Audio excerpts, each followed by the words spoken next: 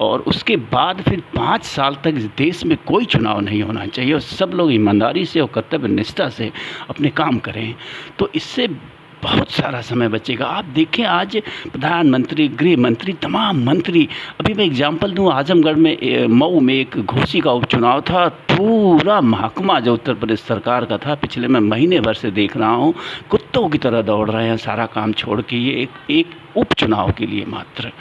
तो इसी तरह से पूरे देश में हो रहा है।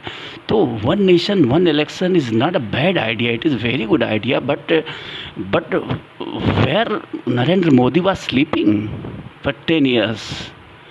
10 साल कहाँ थे आप? क्यों नहीं याद आई आपको इस बड़े महत्वपूर्ण मुद्दे की? तो मेरा कहने का तात्पर्य है कि ये पूरा चुनावी स्टंट चल रहा है इस देश में।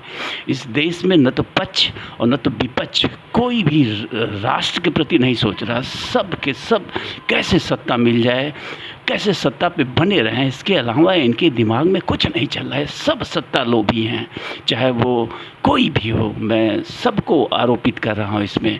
और फिर मैं अंत में घूम फिर के यही आऊँगा कि दोषी कौन, who is the responsible for all this?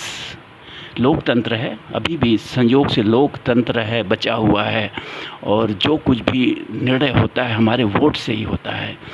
आज भी हमें वोट देने का अधिकार है, हम वोट दे के ही लोगों को चुनते हैं, अपने प्रतिनिधियों को। तो अंत में फिर मैं कहूँगा कि ये सारा जो ड्रामा चल रहा है, इसके दोषी अंततः हम और आप हैं और कोई नहीं है। जब तक हम और आप नहीं सुधरेंगे तब तक ये जो राजनीतिक नौटंकी है ये नहीं बदलेगी। ये पूरा आप देखिए, आज अगर आप टेलीविज़न को देखिए तो माई गुडनेस, एक ऐसा इंडिया प्रस्तुत किया जा रहा है, खासकर G20 का सम्मेलन भी होने वाला है। ठीक है, ऐसे अंतर्राष्ट्रीय सम्मेलनों से देश की साख बढ़ती है, इसमें कोई दो राय नहीं है, लेकिन देश है कैसा और दिखाया कैसा जा रहा है?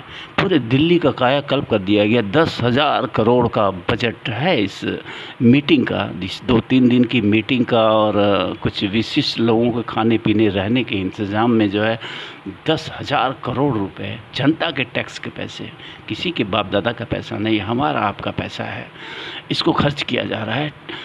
तो कुल मिला के जो बेसिक ज़रूरतें हैं हमारा, अगर एक आम आदमी की परेशानी पे आप नज़र डालें तो सबसे बड़ी परेशानी आज के डेट में क्या है? एक आम आदमी को क्या चाहिए? एक आम आदमी की ज़रूरतें बहुत ज़्यादा नहीं होती हैं। वो 5,000 रुपये वाली चाय नहीं पीता है, वो 8,000 करोड़ के 800 करोड़ के हवाई जहाज़ से नहीं चलता है। उसकी बड़ी बेसिक ज़रूरतें हैं। उन ज़रूरतों में जो सबसे महत्वपूर्ण 2 ज़रूरतें आज हैं, शिक्षा और स्वास्थ्य। आप कल्पना करिए, अगर देश के सरकारी स्कूल ईमानदारी से अपना काम करने लगें, योग्य शिक्षक यहाँ हो जाएं, तो कितना पैसा बचेगा आम आदमी का। अगर देश की स्वास्थ्य सुविधाएं जो सरकारी हैं, जो लूट का शिकार हैं, भ्रष्टाचार का शिकार हैं, वो अगर सुधर जाएं और आम आदमी को भी उचित स्वास्थ्य की सुविधा मिलने लगे निःशुल्क सरकारी, जो कि है, लेकिन वो ये लुटेरे लूट के खा जा रहे हैं बीच में उसे। शिक्षा की व्यवस्था भी है, लेकिन वो पूरी तरह से बेपटरी है, क्योंकि सरकारें उस पर ध्यान नहीं दे रही हैं। सरकार में बैठे लोग, सांसद विधायक लोग, इन्होंने ही शिक्षा को जो है व्यापार बना लिया है। आप पाएंगे जितने भी नेता हैं उनमें से अधिकांश, आप 90% पाएंगे जो एजुकेशन से ज़रूर जुड़े हैं। इनके डिग्री कॉलेजेस हैं, इनके पॉलिटेक्निक कॉलेज हैं, इनके इंजीनियरिंग कॉलेज हैं, बड़े बड़े जितने स्कूल हैं सब में इन्वॉल्व हैं।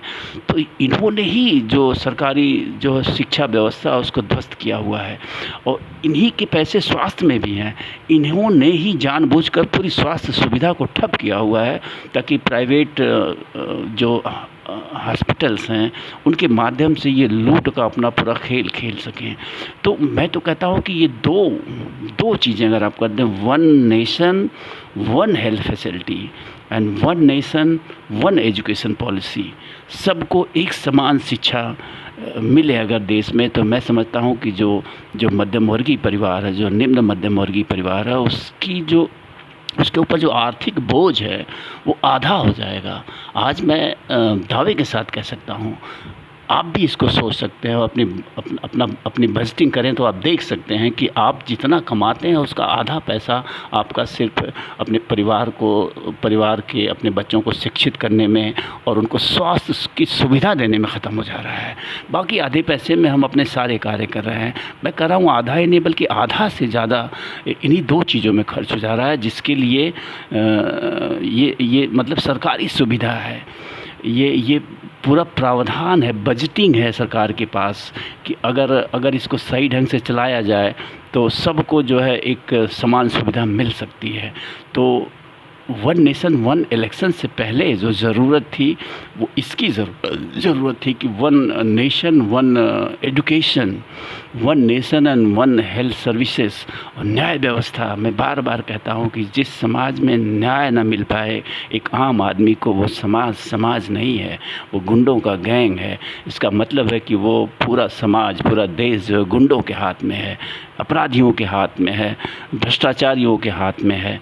तो ये 2-3 चीज़ें जो है जिन पे प्राथमिक रूप से ज़रूरत है फोकस करने की, उनको फोकस न करने के बजाय आप देखेंगे कि तरह तरह के ड्रामे किए जा रहे हैं, तरह तरह के ड्रामे किए जा रहे हैं, लोगों के उकसाने वाले, लोगों को बहकाने वाले, लोगों को भ्रमित करने वाले, धर्म के नाम पे, जाति के नाम पे, राष्ट्रवाद के नाम पे। राष्ट्रवाद बहुत बड़ी कह सकते हैं कि बहुत कमज़ोर नस होती है किसी भी इंसान के। राष्ट्र के नाम पे, राष्ट्रवाद के नाम पे हर आदमी वो उत्तेजित हो जाता है। आप कह सकते हैं कि बहुत संवेदनशील विषय है ये, और ये जानते हैं जो लोग भी सरकार में हैं या विपक्ष में हैं, वो जानते हैं कि राष्ट्रवाद को कैसे बनाया जा सकता है।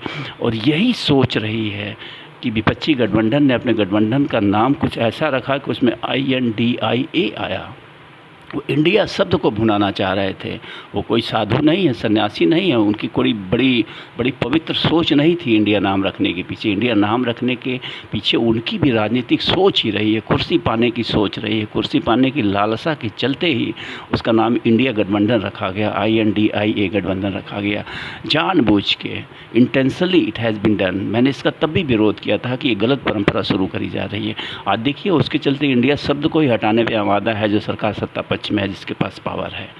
तो कल को ये भारत भी रखेंगे तो भारत को कैसे हटाओगे? कल को कोई यूपी वाला अपने गठबंधन का नाम यूपी रख सकता है, MP वाला MP रख सकता है। मतलब ये क्या चलन चला रहे हैं, सब के सब कुर्सी लोभी हैं। इनके कृत्यों से ऐसा दिख रहा है कि सब के सब कुर्सी लोभी हैं। तो मैं वीडियो समाप्त करने जा रहा हूँ, बड़ी हो रही है, लेकिन मैं एक चीज़ ज़रूर कहूँगा कि ये सब की सब जो कमियां हैं वो हमारी और आपकी हैं, किसी और की नहीं। कोई दूसरा दोषी नहीं। आप किसी राजनीतिक दल को, किसी राजनेता को दोषी नहीं बना सकते हैं, क्योंकि आप गलत हैं। आप गलत लोगों को चुनते हैं, आप गलत तरीके से और गलत ढंग से वोट देते हैं। आप जाति के नाम पे, धर्म के नाम पे और अन्य व्यक्तिगत लाभ के नाम पे आप अपने सबसे महत्वपूर्ण जो अधिकार है उसको आप बेच देते हैं। मैं तो यही कहूँगा, बेच देना ही हुआ। अगर आप जाति के नाम पे वोट कर रहे हैं तो आपने जाति के नाम पे अपने सबसे बड़े अधिकार को बेच दिया। उसके बाद आपके पास न तो प्रश्न करने का अधिकार है, न तो आप प्रश्न कर ही पाएंगे। यदि आपने धर्म के नाम पे बेच दिया है तब भी आपकी यही स्थिति है। फिर आप सरकारों से प्रश्न नहीं पूछ सकते हैं, अपने प्रतिनिधियों से कोई प्रश्न पूछने का आपके पास अधिकार ही नहीं शेष बचता है, क्योंकि आपने तो अपने सबसे महत्वपूर्ण वेपन को, अधिकार को बेच दिया।